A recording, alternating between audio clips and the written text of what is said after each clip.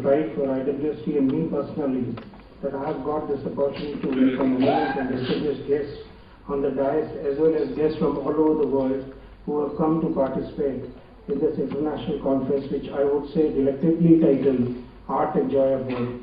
This conference is sponsored by FAO and hosted by Ministry of Environment and Forest and jointly organized by Institute of Wood Science Technology, IWST of Indian Council of Forest Research and Education, and Indian Plywood Industries Research Training Institute, a parity of Ministry of Environment with less carbon footprint, being among wide area of assorted groups and individuals categorized as environmentalists. Those particularly in India have increased to such an extent. This is one of the rarest occasions where science, culture, art and joy have come together on the same platform to felicitate, recognize, commemorate the legacy of wood and broadcast the saga of wood. This is a joyous occasion of celebrating wood, its art.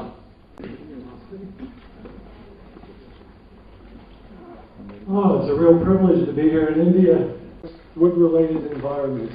It's the vet country. IWCS strives for the country. And I thank especially the FAO for choosing this country, India, and particularly Bangalore, where very good climatic conditions exist for growing all kinds of woods. And this institute, which has done tremendous work in developing our secondary species and doing a lot of research work in wood sciences and technology. Society, the state of environmental affairs. The youth maintain an enthusiasm, an energy, an optimism that gives us that inspiration to continue to try to tackle these issues. And with their support and with their help, that you have conferences which usually talk about the science and technology of things, and here this wonderful idea has been given to us by the FAO to celebrate the art and joy of wood. And I think this is really very apposite in this day and age when everything comes in a little box. It's also a growing economy, so you can expect that with growing economy, demand for wood and wood products also will grow at a faster pace because of the elasticity of demand. And it's also very interesting that wood provides 60 to 70% of energy in this country, but it's a forgotten sort of source of energy. It's an unsung source of energy. We in India are trying to revitalize the forests of this country through a participatory mode of management. We have 100,000 village forest committees where we undertake joint forest management, joint management of the forest. With these communities, we have about 20 million hectares under this type of management and 100,000 committees which are doing very good. In the context of poor and existing poverty, the poorman's timber, that is bamboo, needs special mention. This woody grass plays an important role in the economy through employment generation and household income augmentation. As I belong to Tripura and representing my state, the area of my state is only 10,500 square kilometer, having only 3.7 million population. So I'd like to give some example of what initiative we have taken on. We are highly encouraged and sharing his experience about his state, that how bamboo and plantation timbers like rubber wood has helped in providing opportunities for the employment and revenue generation. Very warm welcome to you all to this session on the role of wood in sustainable development. What happens in the consumption side and the everyday life side, we're actually moving from material to immaterial consumption. That means basically that we consume the ideas of good life, what we would see as a desirable life, what we see. The wonder of India is that the past Krishna, the one of this is the sandalwood. the fragrant sandalwood and the highly lubricant rosewood. We use it for worship and, essentially so. Furniture designs where designers have used the various points. A good design needs a kind of technology to support it, and this one is what these 6 years which Wasn't that long ago. Forest is still important to us. You ever notice when people go in a room? Ever notice that? Watch that sometimes. Watch people. They don't touch the plastic. Sometimes stone. Sometimes stone, they touch the stone. But with wood, and then the real thing they'll do is they'll just make sure it's real. They'll not on it. You ever notice that? It's an inherent behavior we have. And we like to have them in our home. Because we are taking the forest home. We can't live in the forest anymore. We want to bring it home because it gives us a sense of security, a sense of attachment.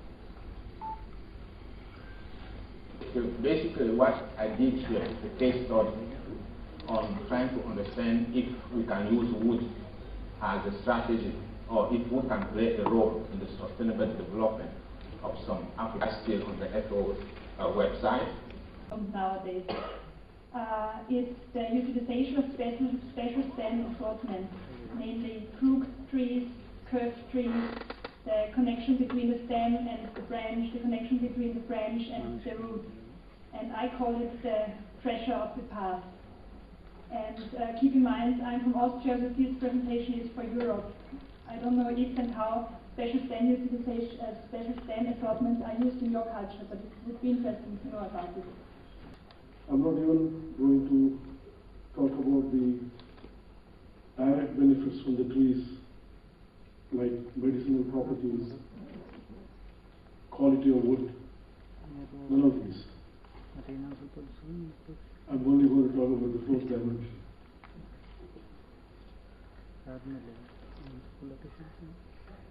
So what is the fourth dimension? We're talking about fractions of millimeter of precision. And here was furniture that was being built partly by use of very sophisticated machines available at that time in our workshop. And they were produced for many years at the Institute. So we had 2 cabinets. Just to see that this is a grounding and a training, working with Eames, working with Nakashima closely, and there were half a dozen people at the Institute at that. It's a block to make wood carvings roomy. In 30 minutes, and I'm not even kidding. So I'm going to move fairly quickly through this presentation, which I call my part Evolution Revolution, which is really about the future of where we hope to see a lot of wood buildings going, especially in urban environments. My firm is in Vancouver, Canada, and we're a small firm of about 30 people, 35 people.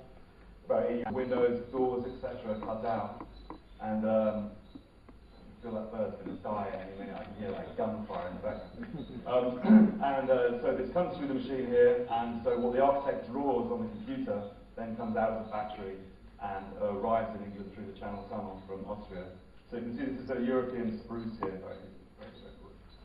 This is our site here. This is the east end of London. Nasty, horrible, rough place. And this is a pub here, which we demolished.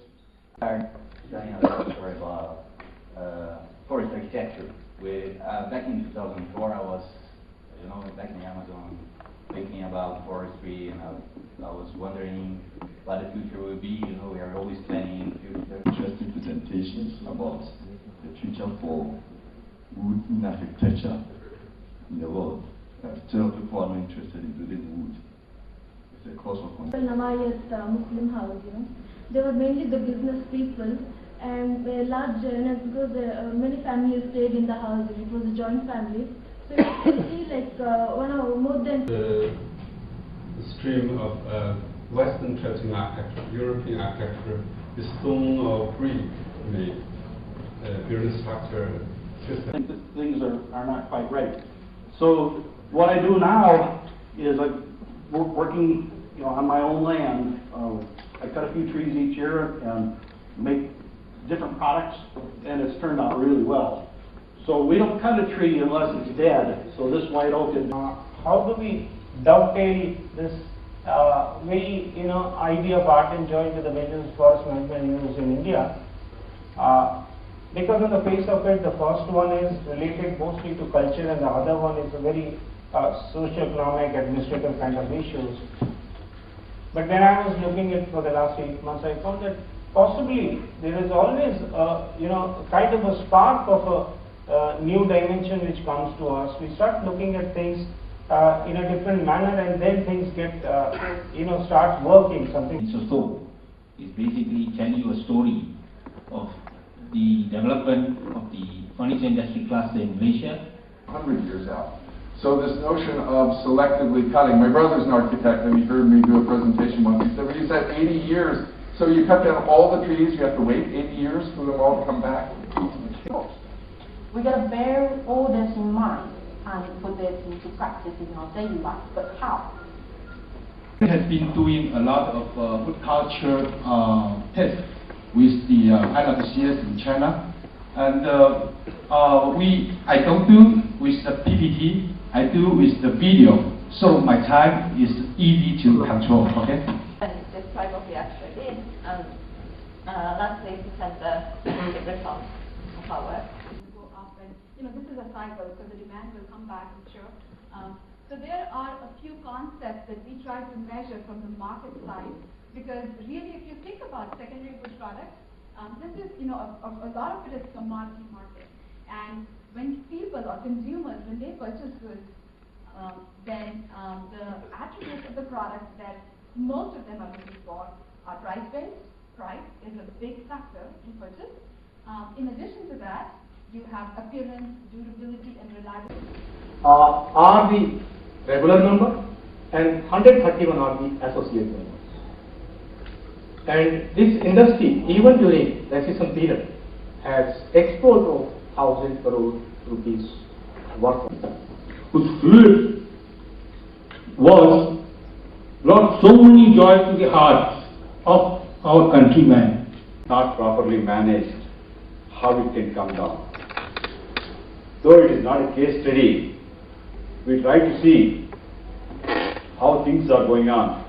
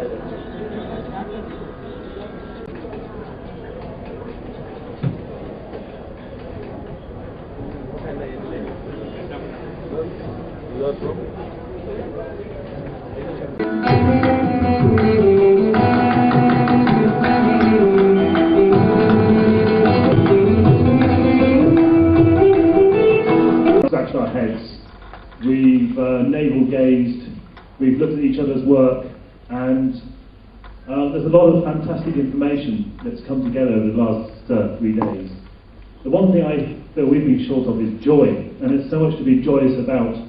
I think we are the luckiest people, any of us here today, who work as professionals in forest. And we are in our own families within us, but in public space, and in public expenditure, and in public investment, these things are very low in price. Reaching to ourselves.